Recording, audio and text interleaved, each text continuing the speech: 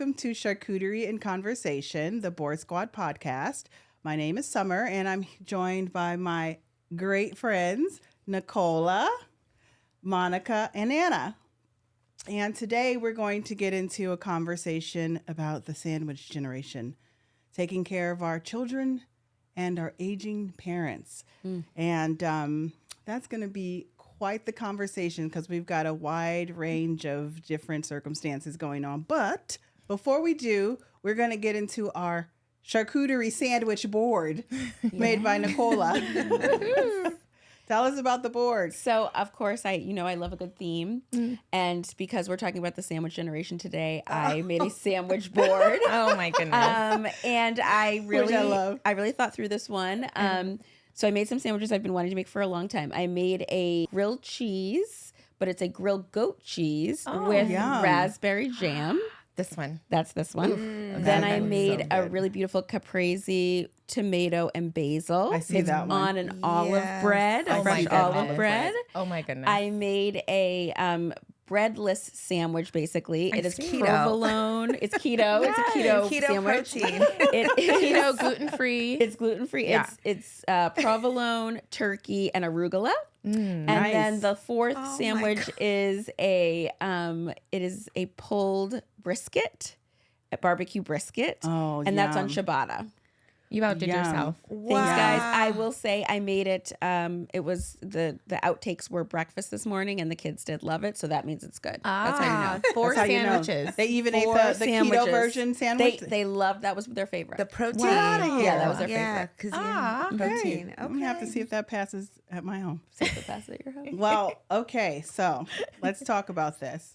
So 3 of us, and Monica, are you Yes. currently? Yeah, Yes. so we are in the thick of it where we are taking care of our kids and living with parents. And then for you, Nicola. Yes, I am on the opposite coast of both my parent and living parent. So you give us the other side of it. Yes, and my living in-law. Okay. There we So go. I will be able to give you the other side of that. The other side of that. Well, I was thinking about this because for me it's pretty new. Well, not so new. It's a little over a year now. And I was thinking, about what's been incredibly helpful and then what's been challenging. And so I wanted to ask you guys, Anna and Monica, what's challenging about that and what's like amazing and great? Because there are some parts it's both parts. That's true. Monica, why don't you take it Should I first? start? Yeah. Okay. Yeah. You're the newest. I'm the newest. So Yeah. my parents just moved in 2 days ago. That's Amazing. awesome. Wow. Very, very Fresh. new. That's very brand fresh. new. It's the honeymoon stage. So we're still in the honeymoon stage. I don't have any negatives at this moment. What's great about it? I'm here right now. That's what's great about it. Right. I'm recently divorced, and so we are officially in our custody phase where I get time and then my ex-spouse gets time. And so today would not have been possible for me to come because it's my time to have my son. And so I'm here because my parents are actually at my house. Which And is are a they plus. cooking? Is your dad cooking? They cooked breakfast this morning. Your dad is the best cook. Yes. He loves Yes. cooking, and he cooked breakfast this morning, which is amazing. I was able to just get up and go and not have to make arrangements or contact my ex and see if he could figure it out Yeah. or Better than a change the time. husband. So That's controversial. Dun, dun, dun. But yeah, so it's going to be really great. My parents actually helped me buy out my ex-spouse, so that we could stay in the home. So that was a really Wow, this is like the best case scenario. I was just like, That is okay. great. Yeah, That is so great. that, great. that was amazing. Okay. And so it's basically a mutually beneficial situation because they're able to help me because I'm working, pick up my son and all of that, and take him to baseball and the things like that he needs. And then I'm able to help them because they're getting older and they wanted to downsize. Yeah. So it just actually everything just matched up at the right time. Yeah. This was the huge transition in my life was happening.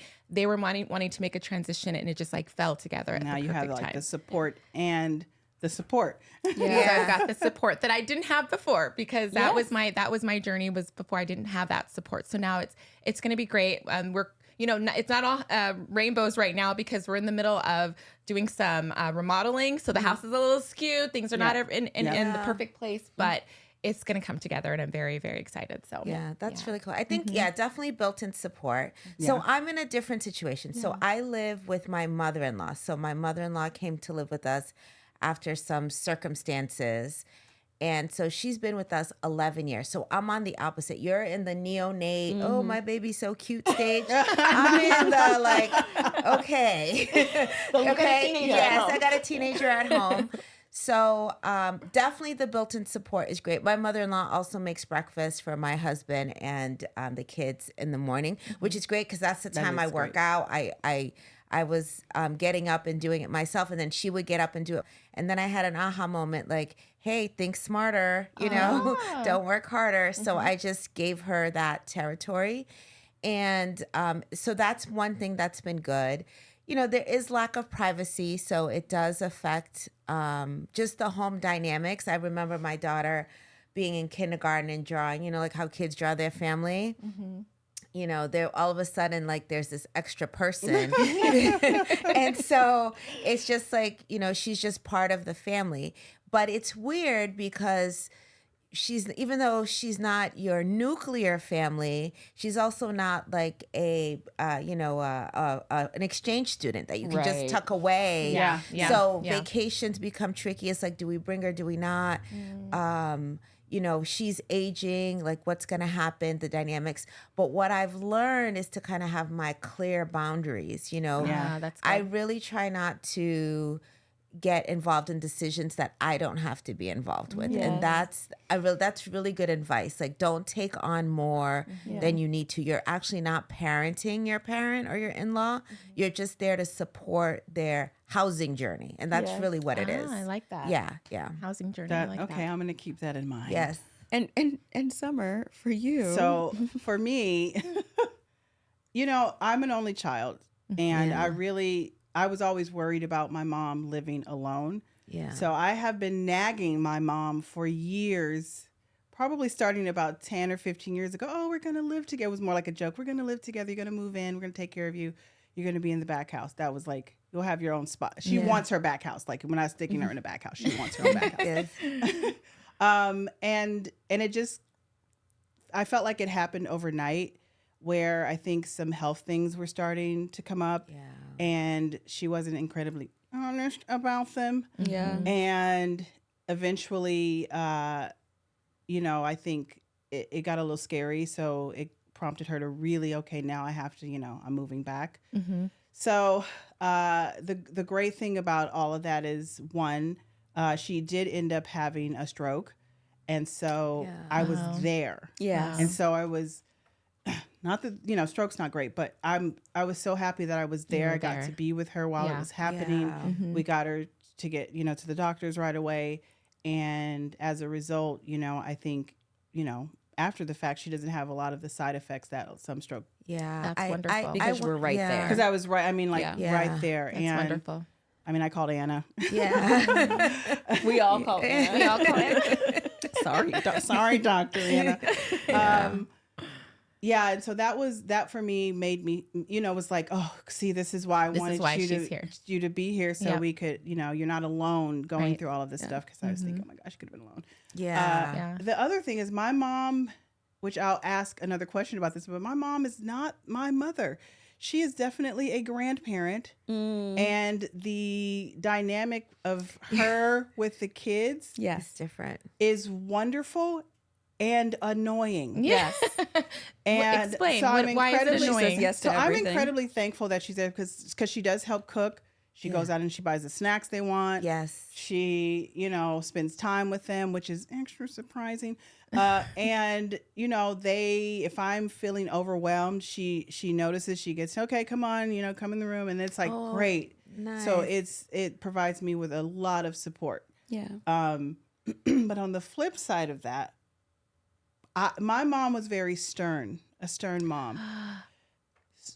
So I'm expecting just maybe not exactly the same, but a smidge of it. This woman is She's not the woman who raised you. Yes. she's not the woman who raised me. That's what grandparents I'm are. like, They are the kids not. can do absolutely whatever they Yes. want. Yeah. Chocolate for breakfast. Chocolate for breakfast. Do you know the thing that gets me is like my mom when I was little, can I buy toys? Can we go to McDonald's? No. It was always no. Always no. Now Their favorite word. this woman has did she become a millionaire? Yeah. Where is all the money coming from? She's got money for all the it's for McDonald's him. It's and not all for the you. toys. Yep. I'm like, I know what happened. Did you win the lottery and you didn't tell me, I mother? mean, Yeah. Exactly. That has been the great interesting challenge is discipline.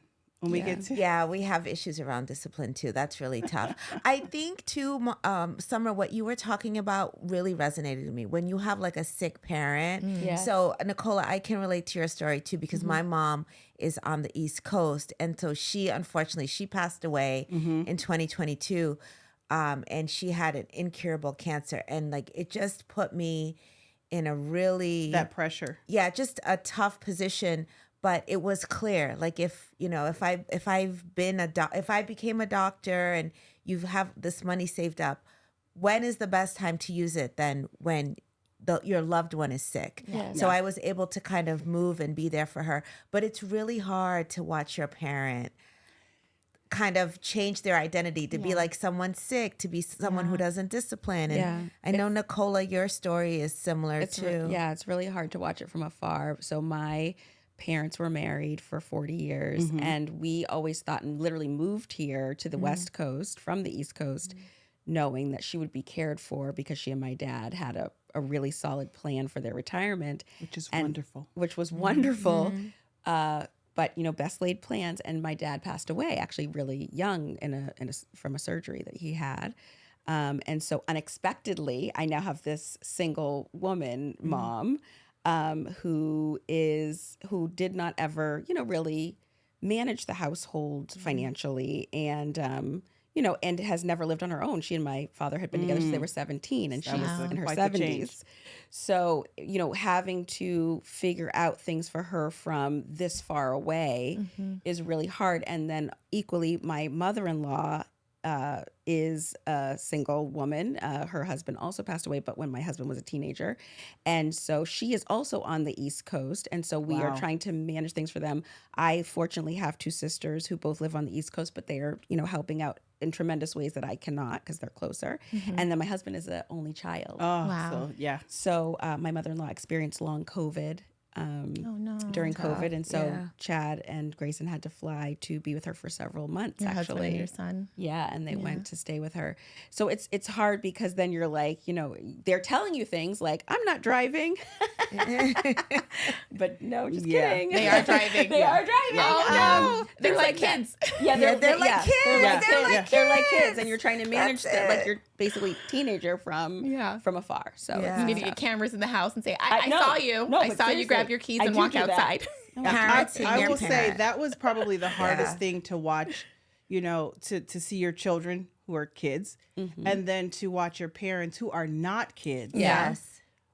But you're starting to see things that resemble.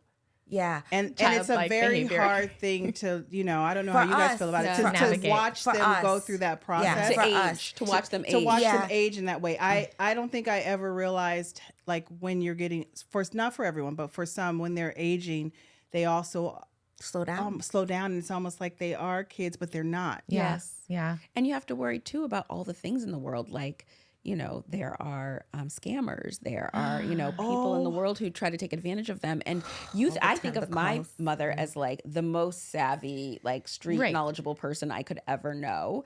And that's not the case anymore, right? So like having to look at her from this different perspective is really, really hard. Yeah, that actually happened to my dad. He got scammed by They someone are always, and did not tell me. Yeah.